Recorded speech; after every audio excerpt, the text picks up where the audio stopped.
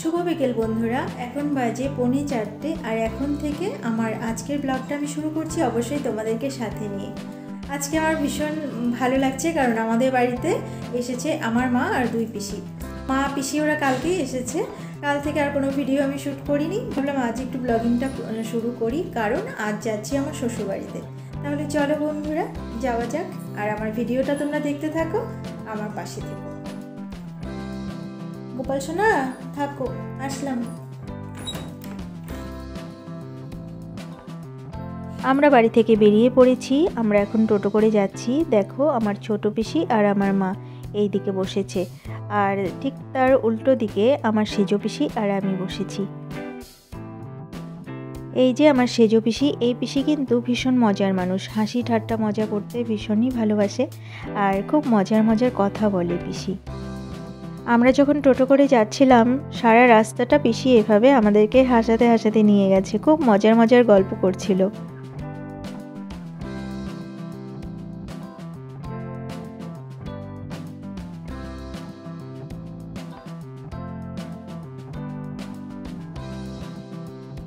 পিসির গল্পগুলো শুনতে শুনতে চলে এলাম শ্বশুরবাড়িতে। দেখো কি সুন্দর লাগছে দেখতে বাড়িটা। আসলে সাথেই তো চা বাগান, বাড়ির একদম সাথেই চা বাগান, যার জন্য দেখতে বাড়িটা ভীষণই সুন্দর লাগে। আর এই যে হলুদ ফুলের গাছটা, এই ফুলটার নাম আমি ভুলে গেছি। এই টাইমটা হলে এই ফুলটা ভীষণ ফোটে। দেখো কত ফুল ফুটেছে আর পাপড়িগুলো ঝরে এই ঘাসের ওপর পড়ে আছে, কত ভালো লাগছে দেখো।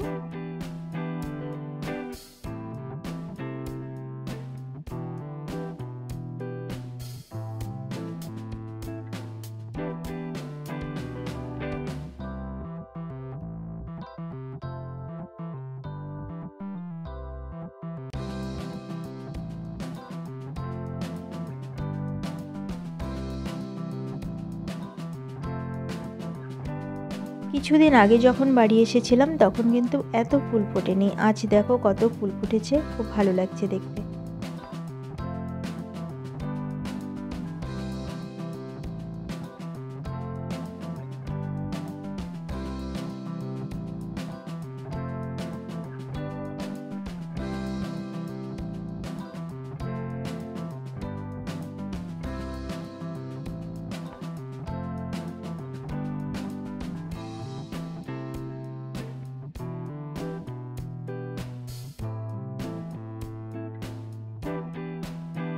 মা আর পিসিরা গেল চা বাগান দেখতে, ওই যে ভেতরে গেছে, আর আমার শাশুড়ি মা বারান্দায় বসে আছেন।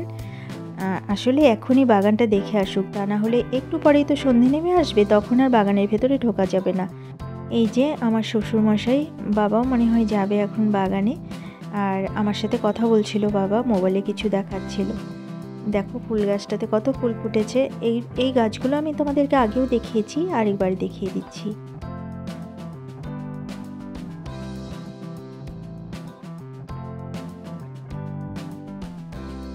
কিছুদিন আগে আমি এসেছিলাম, তখন আমি বাগান দেখে এসেছিলাম, যার জন্য আজ আর ভেতরে গেলাম না।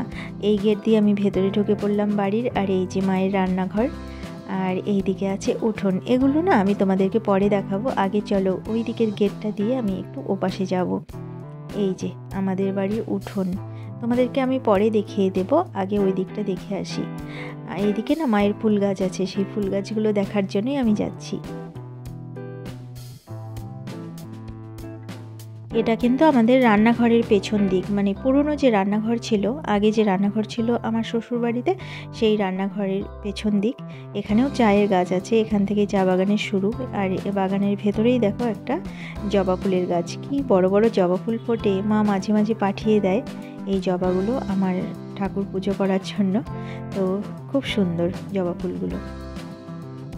আর এই যে দেখো এটা রান্নাঘরের পেছন থেকেই একদম চা বাগান শুরু হয়ে গেছে। এই দিকের গাছগুলো না ছায়ার জন্য তো খুব একটা ভালো হয়নি, ওই দিকেরগুলো ভালো হয়েছে। আর এই যে এখানেও জবা ফুলের গাছ আছে, এই দিকে অনেক জবা ফুলের গাছ আছে। আমি আর ওই দিকটাতে গেলাম না, এইটুকুই তোমাদেরকে দেখিয়ে দিলাম। আর ওই যে দেখো মা, পিসি, তারপর রিজুর বাবা, আমার শ্বশুরমশাই সবাই গেছে চা বাগান দেখতে।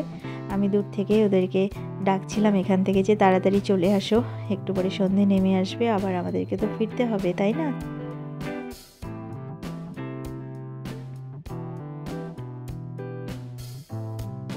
চলো বন্ধুরা, এবার বাড়ির ভেতরের দিকে যাই আর তোমাদেরকে বাড়িটা একটু দেখিয়ে দিই। চলে এলাম আমাদের বাড়ির ভেতরের দিকে। আর দেখো, এই উঠোনটা আগে মাটির ছিল, এখন পাকা হয়ে গেছে।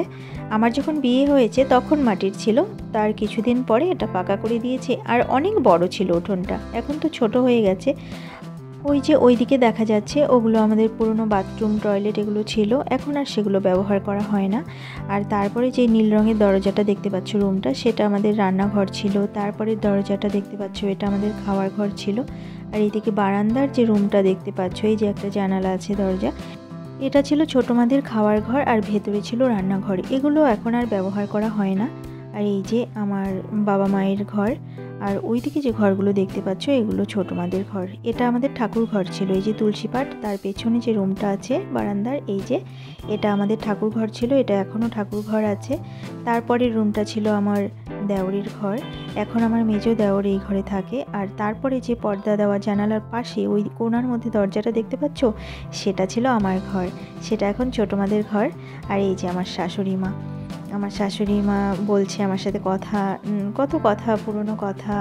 আমি যখন এই বাড়িতে যাই, মা আমার সঙ্গে অনেক গল্প করে, পুরনো দিনের কথাগুলো গল্প করে। মায়ের হয়তো মনে পড়ে, স্মৃতিচারণ করে, মা ভালো লাগে শুনতে সেই গল্পগুলো।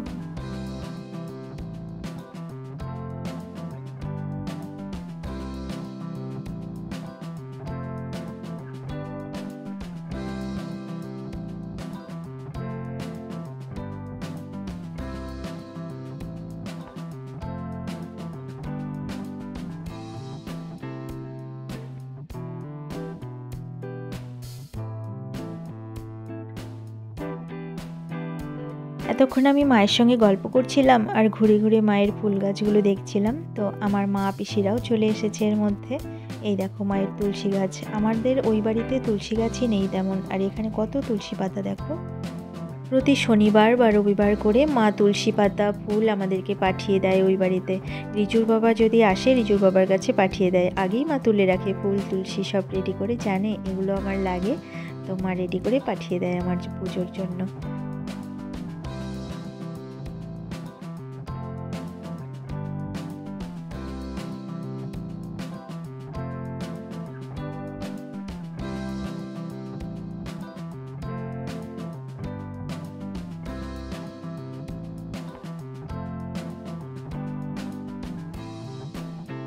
এখানে মনে হয় কোনো গাছ লাগিয়েছে রিজুর বাবা, সেটা দেখার জন্যই আমাকে ডাকছিল, তাই আমি এখানে গেলাম। আর গিয়ে দেখি ঝাউ গাছ। বাড়ির সামনের দিকে আমার কাকা শ্বশুর মশাইয়ের ঘরের সামনে দুটো ঝাউ গাছ আছে, সেই গাছ থেকে ডাল এনে ছিঁড়ে এনে লাগিয়ে দিয়েছে এখানে, তো গাছগুলো বেঁচে গেছে, সেটাই দেখার জন্য ডাকছিল। এবার আমরা চলে এলাম বাবা মায়ের ঘরে। পিসিরাও কিন্তু এই বাড়িতে আগে আসেনি। আমার সেজো পিসি মনে হয় এসেছিল একবার রিজুর অন্নপ্রাশনের সময়, তো কয়েক ঘন্টার জন্য তখন এসেছিল, থাকেও নি, এসে খেয়ে দিয়ে চলে গেছিলো। আর আরেক পিসি তো আমার বিয়েতে এসেছিল, তারপরে আর আসেনি। পিসিদেরকে এই বাড়িতে নিয়ে এসে আমারও খুব ভালো লাগছে, আর বাবা মাও ভীষণ খুশি হয়েছে।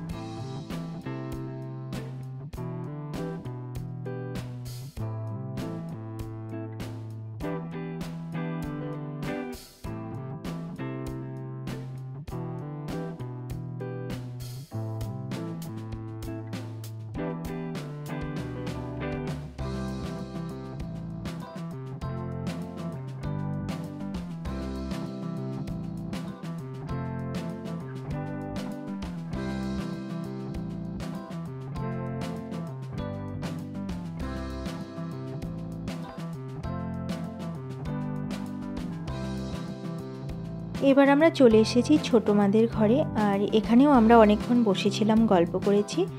আর শেষে আমাদের যাওয়ার সময় হয়ে এসেছে, কারণ টোটো পাবো না, তা না হলে বেশি রাত হয়ে গেলে। আর আমরা দেখো বাড়ি চলে এসেছি।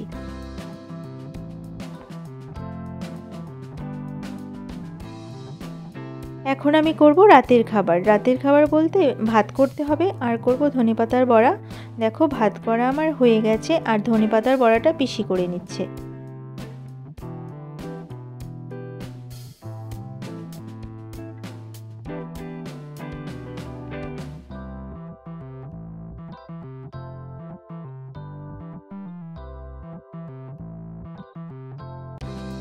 কড়া ভাজা প্রায় হয়েই গেছে। এবার খাবারগুলো নিয়ে ড্রয়িং রুমে যাওয়া হচ্ছে, কারণ এই যে আমাদের খাওয়ার টেবিল এটা তো খুব ছোট, সবাই মিলে যদি একসাথে এই টেবিলে খেতে বসি তাহলে হবে না।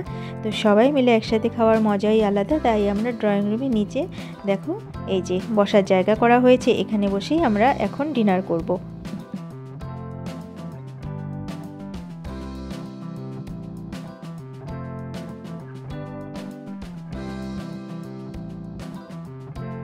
এই ঘরে দেখি পিসিরা কি করছে। এই যে দেখো ছোট পিসি আর রিজু মিলে খেলছে লুডো, আর মা এখানে শুয়ে আছে। তো সবাই মিলে আমরা এখন একসাথে খেতে বসবো, তাই আমি ওদেরকে এখানে ডাকতে এসেছি। বন্ধুরা, আজকের ব্লগটা তাহলে আমি এখানেই শেষ করছি। আবার অন্য কোনো দিন অন্য কোনো নতুন ভিডিও নিয়ে তোমাদের সামনে হাজির হয়ে যাব। ততক্ষণের জন্য তোমরা ভালো থেকো, সুস্থ থেকো আর হাসি খুশি থেকো।